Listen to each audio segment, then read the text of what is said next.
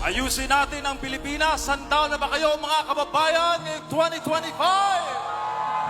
Nasa ating mga kamay ang susi para maayos ang Pilipinas. Hindi ito hinahakot. Walang akap, walang AX, walang tupad. Pero merong pangarap na gaganda ang kinabukasan ng Pilipinas!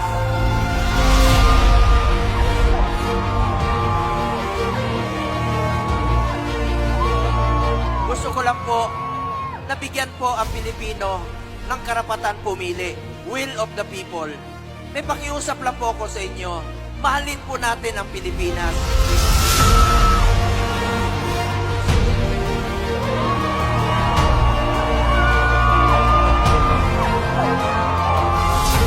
Reformahin po natin ang bayang Pilipinas.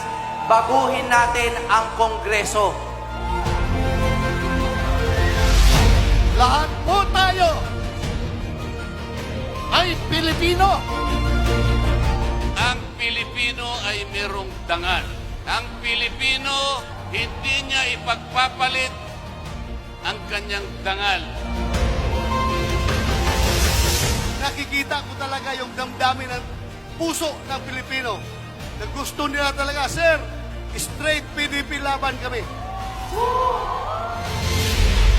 Para mananalo kayo, hindi lang ikaw, ang buong team ng PDP. Sabi nila, di ba, ang PDP, mga inutusang bumili ng suka.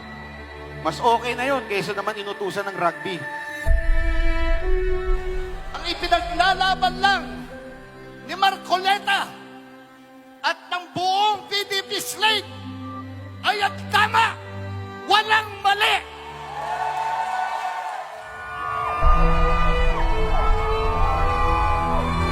Ang kapanalunan po ng Duterte Senatorial Slate at ng mga Duterte PDP Senatorial Slate ay kapanalunan po ng bawat Pilipino. Sila po ay walang bahid ng droga. Because he wants to be the voice. Gusto niya maging boses ngayon sa lahat ng mga inaapakan ng administrasyon na ito.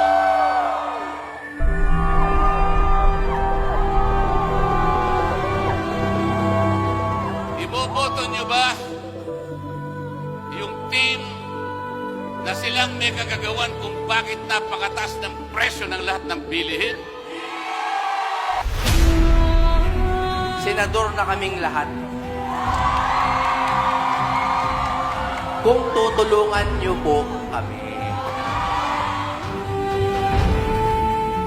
Pero yung iba tahimik, ayaw magsalita.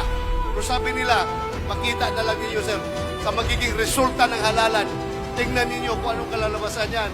Huwag tayong mawala ng pag-asa. Fight pa rin tayo, kumbati pa rin tayo! Ginagawa nilang magnanakaw o nagnakaw ang ating Vice Presidente. Ito naman ang sa akin, walang magnanakaw na Duterte.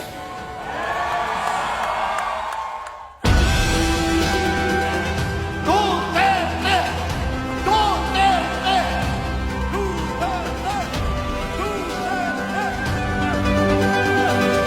Na nandito sa inyong harapan ngayon, sila lamang ang magtatanggol sa kapalaran ng Vice President.